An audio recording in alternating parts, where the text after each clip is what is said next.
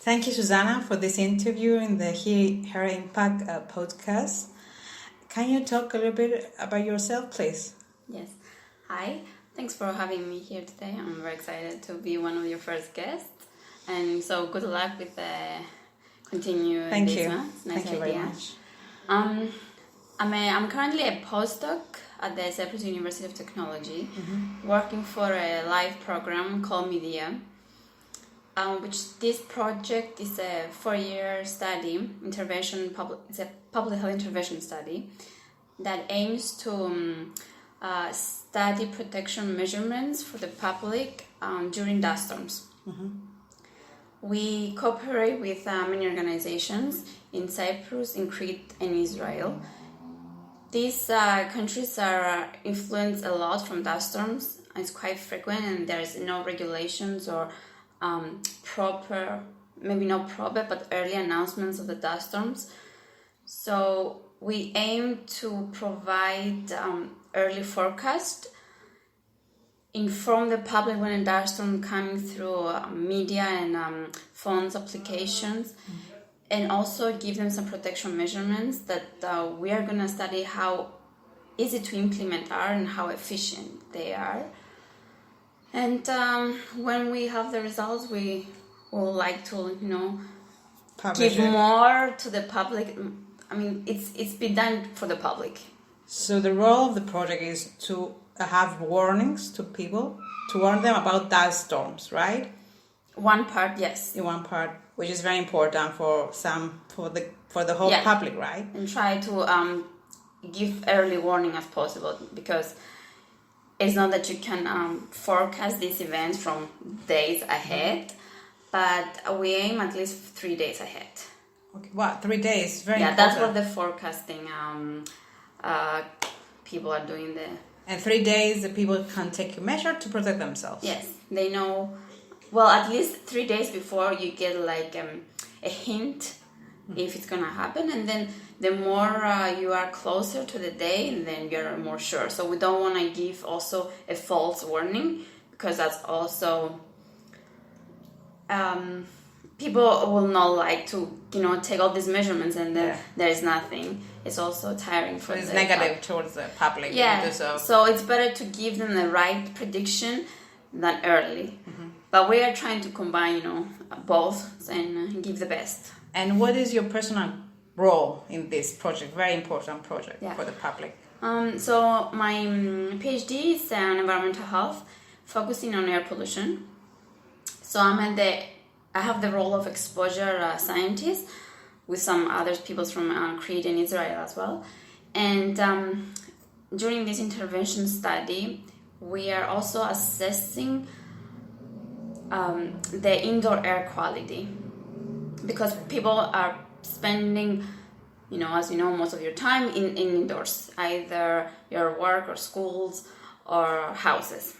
So we're going to measure the air quality inside the house and compare what is going on outside to see if we are reducing as much as possible, at least the inside, because the outside you cannot control what's going on with the dust. So your role is to find out the dust that enter our house that can cause problems to our health, right? Yeah, we are going to assess the interventions that we are proposing.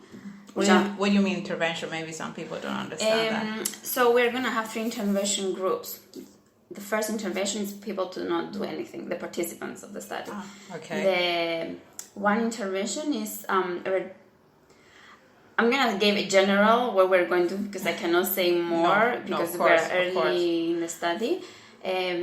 So the first one, it has to do with outdoor activities, how people can protect from being outside. Yes. And then the third one is a combination of indoor and outdoor measurements that they can take. Okay. And your role is to find out the measures indoors.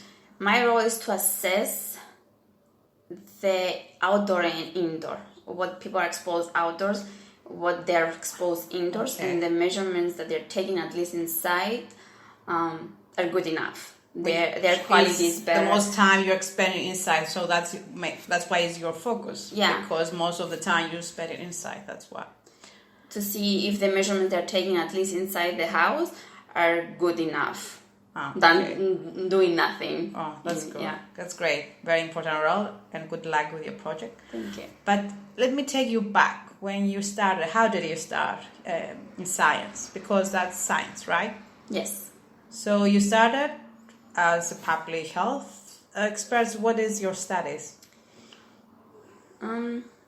So my first degree, I got a bachelor degree in chemistry because as a teenager or as a kid, at least as a teenager, I really liked chemistry and mathematics. Chemistry was like my passion. I was really into chemistry, so my first step is like, okay, let me study chemistry and see how it's gonna go from there. So you like chemistry from your childhood? Yeah. Why do you like chemistry? I mean, usually young girls, they prefer to do something, models or whatever. It's very rare. If I was a model, I would be fine as well. Don't take me wrong, but chemistry for me was like a puzzle. It was like fascinating me to see how things work, like what is behind in nature and in your life that you cannot see, and you can explain so much things that you experience during the day that you don't think about. So it's like being observer of life, right? In a way, in science. And explain, this is why this is happening, or find the reasons about nature and life. It's fascinating to see what's going on in things that you cannot see, because you cannot see molecules or atoms. Okay. But and I also had a really good teacher. So you got inspiration. She was an influence. Even she was trying to convince me to become a medical doctor, but you choose what you wanted to choose. So after that, during my studies in chemistry, we had different directions that you can take. At least at the last year, most of my friends, they chose the more like food chemistry. I think I was the only one who decided, I like the environment more. Okay. So I did a little bit of chemistry about the environment, air, water, and... Why did you choose environment? Did you hear the news about climate change? What did you drive you actually, there? back then I didn't know much about climate change. It was the same, how the environment works. It's fascinating to see what's going on and how it interacts. And to be honest, water, food, air, they're all like one big cycle. So there are no boundaries in nature. No. So I did that. Mm-hmm. And then when I was trying to find which focus I'm gonna take, my sister actually recommended me about the master's degree. Who is your sister? I don't know. She's talking about me, of course. A master's program in public health that was in Cyprus. Mm-hmm. That's the only one, I guess. Back then, in some years ago. Yes. We're not mentioning how much. Yeah. Okay. It was this program. Cyprus government was cooperating with Harvard School of Public Health. Yeah. And they had a master's degree in Cyprus, which it's you will be very fortunate to get in this program. So that combined the environment, your love, and chemistry, your two loves, I guess, in a way. It was something new. It involved things that I did and things that I hadn't. It's a combination on exposure to environment and the public health. So it's the health effects of being exposed to water, air, food. To the so it's like a step beyond. Okay, we know about the environment. We know what's going on in there. What does that cause to people, and what's the good and the bad? What did you find it fascinating in the public health science? because it's, as you said, one step forward to the environment, let's say, science. But that one that drives you and you work so hard to do. When I did my master, I was not expecting to be that good. It was just something new. It sounded interesting at the beginning, but then I think I got into it a bit after during my doctoral studies, because during the masters I met my advisor my doctoral advisor is not my advisor, he's my friend right now. He's air pollution expert, Professor Petros Koudragis, and I met him and I expressed my interest in doing a doctoral in continue my studies in your PhD. Okay. Not just because I wanted to do a PhD, but at your last month in your masters, you are thinking, okay, what is next? Because studies are almost done, and you're like, okay, you have so many choices. You want to see what you want. All graduates, I guess. They of pass our course. phase. That's like, oh my god, I'm freezing. What's going on now? I worked before in an industry for a few months before my master's, and then I realized it's not something I really want to do, because it's like repeating the same thing over and over again. I mean, that's what it is. To make a product, there is some procedures that you just follow, and you cannot change much. And so I wanted to do more. I wanted to do more research. I just wanted to do something. Do something for the greater good. It cannot be, I'm going to save the planet. Yeah.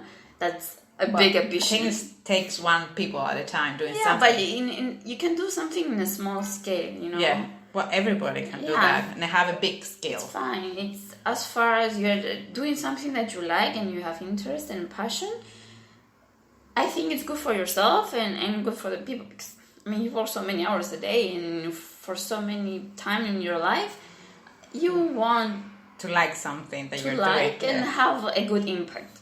So you were drawn by your own impact, to have an impact in the world. Yeah, I wanted to do some like actual good thing and be productive. So I thought, and have a challenge. Mm-hmm. So I thought, the one way to do that is getting to research more. So I getting a PhD was one of the next step, let's say.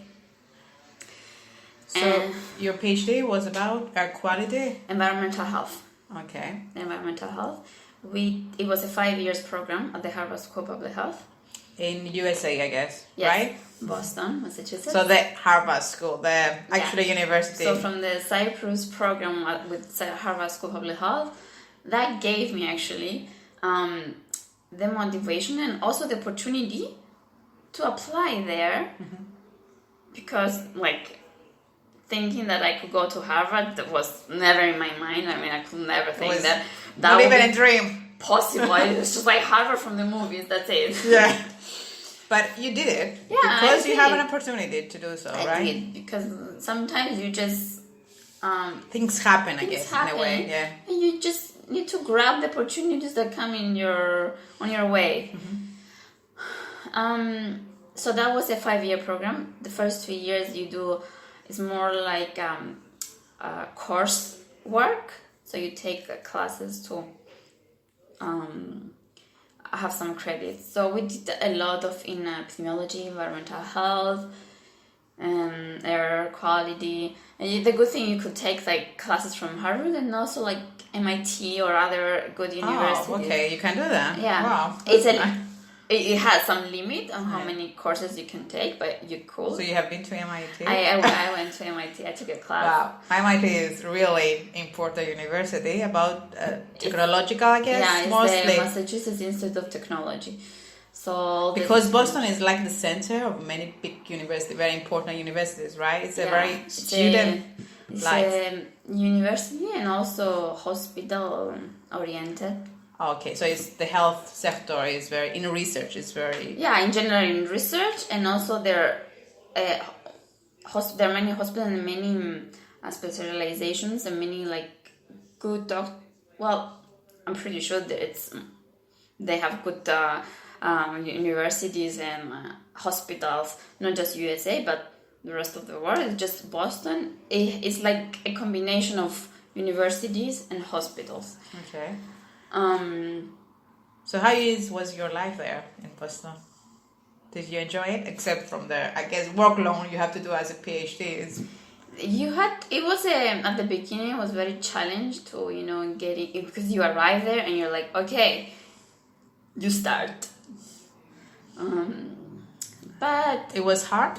It was hard. It was a lot of work to do, but I didn't mind the work. So what kept you doing what you were doing? The relationship with the professors was very good. It's the first time in my life that I had this relationship with the professors. They were expert, they were very smart, and they were very approachable. Mm-hmm. So you didn't feel like you're just a student in a classroom.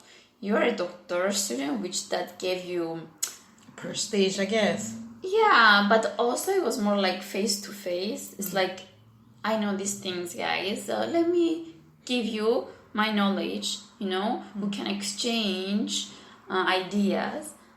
So they feel that you are in the same level as them, I guess, in a way. Somehow, not exactly. You're still a student. I mean, they know much more, but it's a university. Yeah, but that's the whole thing of the university, to exchange ideas, not just to get knowledge all the time. There was not this big gap between a student and a professor. It was more close. They were very approachable. So when you have that kind of behavior, because as you said, maybe in the University of Athens you didn't have that, I guess. Yeah. Your chemistry you did in the University of Athens. My bachelor degree in chemistry was at the Athens University. I mean, you have this experience with different universities. So if you have that approach with professors, does it help you as a student? Oh yes, a lot. I mean, I was not expecting, Harvard professors. I thought they were more snob. But oh my god, it was the other way around. They're very approachable. They're very helpful, and that's you don't feel like you're going to a boring class. I'm not saying that it happened before, but you like what you were doing, I like right? what I was doing. Maybe that's why you didn't find it so boring. No, it wasn't boring at all. It was challenging. Yeah. It was challenging. And you said before you wanted a challenge. Yeah, it was challenge with also yourself, because it's a 5 years program, and you are not 18 anymore. You're much older. That at some point, at least you realize. Well, for me, the grade was never a big thing. I was not a competitive person, so I went there like to learn and get my degree. That's that. I didn't want to prove that I'm better than someone else, because you find that like everywhere. At the PhD level, students. Of course. You okay. find this everywhere, I think. So it's you don't go there to prove something. Maybe you can prove maybe to it's yourself. already proven. No, it's something that you do for yourself, and you want to do as better as possible. I mean, you cannot. If you want to be the best, then that's your choice. But I feel like you don't have to always prove that you are the best. That takes so much of you. Too much effort. Too much effort, and kind of eats you inside. Okay, that's in every aspect of life. And Yeah. whatever you are, I think Then you are not going to enjoy what you like. Yeah. Because the good thing is, like, we're doing the research. Like, my professor, he has, like, a lab set up for exposure assessment and air quality science. And I had the opportunity to work with them. They have been studying these for years. They have patents, and it was more than just studying. It was more like working and getting experience and exposed to other things. I mean, the Harvard School of Public Health, you have this opportunity to see what's the big picture of environmental health, which is and to work with different people, different backgrounds. I mean, that's appealing also, except from the #1 university. Yeah. To have the students and professors from all around the world, I guess, that's an amazing experience. Of course. It is, and you can continue doing that with when you work afterwards. I don't think you finishing from the university, it's, your opportunities end or meeting these people. So let me ask you something else now.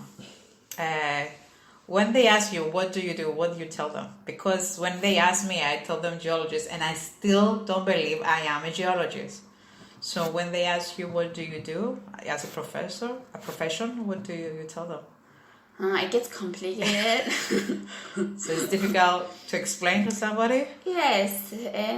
I think putting a label, it's hard. I mean, why use a label? You can just explain, maybe. Well, I say I'm exposure assessment scientist. And the environmental and public health is not well known. Even now, it's getting more popular. To make your life easier when you explain yourself. In general, because public health is not the medic. It doesn't aim to treat people. It's not like medicine.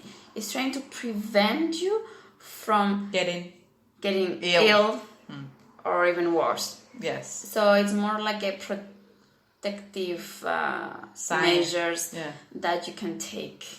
Which is better, I guess, because you skip the cure. I mean, you don't need to find a cure if you prevent from the disease to happen. I'm not saying we still need the medicine. We're going to get sick and people are going to die. That's no, but at least it can improve your life.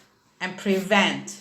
Yes. That's a prevention. That's aspect. The whole aim of precaution of public health. Getting ill. When you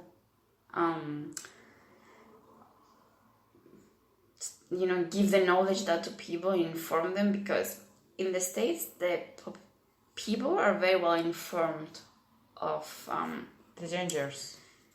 I'm not saying dangers, that sounds very aggressive. But the alerts maybe to their health. They do. I think they have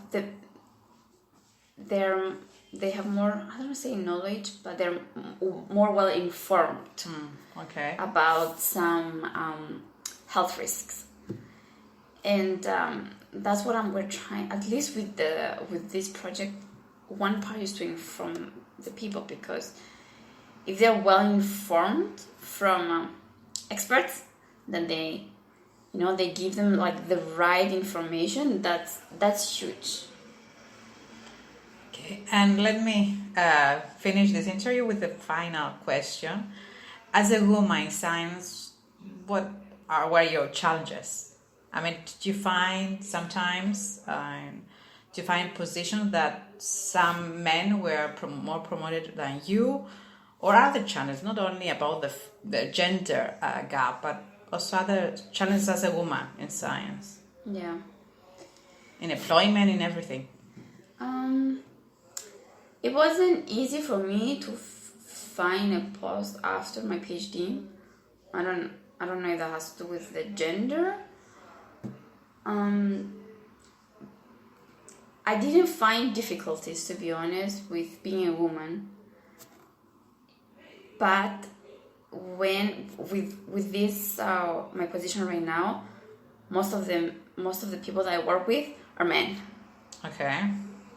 In the air pollution assessment, I don't know why, but there are very few. Well, I have worked more with men, and here I'm maybe the only woman in the field for this project. But because with some of them, I know more of what we're supposed to do. I get more respect. So you're not more knowledgeable than them, and that's why they show respect. I'm not saying I'm not more knowledgeable, because with the people I work, they have done. I think they have more experience than me. I'm a postdoc for 2 years now. Maybe you have the latest knowledge because you were in the university. We are following some of the methods that the Harvard School of Public Health and the lab I was working has developed. So I guess that's one of the reasons. And my research during my doctoral studies was about dust storms. But I feel that I'm very well respected. That's good. Yeah. You are one of the lucky ones there. Yes. That you get respect to your environment. Yes, I do. And you feel it's all the women have the same respect and opportunities? Because you said you don't find a lot of challenge in your life. Do you think every woman has the same challenges and opportunities and I think that not every person has the same opportunities, and every person has faces different challenges. But you shouldn't let the others that they wanna challenge you, influence you, or make you step back. I think that's you should be the one who challenge yourself, and push yourself. That despite whatever they say, I'm just gonna do my best. They want things I know and I wanna do, and if someone is doesn't want to for some reason, then maybe you shouldn't work with or for that person. Thank you for these final messages. I think a lot of people got inspired, be helpful with your comments. That's my opinion. That's from my experience. I don't know if it's gonna change later. But I hope so for you. I don't know, but good luck whatever you do. Get us protection. Tell us. I will. Will you hear from us? Well, for sure. That's from here in Cyprus. What will happen? Thank you so much for this interview. Thanks for having me. And we will see you around, I guess, hopefully in the future with your alerts and in the news. Thank you for watching it. This first interview. Hope you like it. And we will see you soon with another interview in Hair Impact Podcast. Thank you.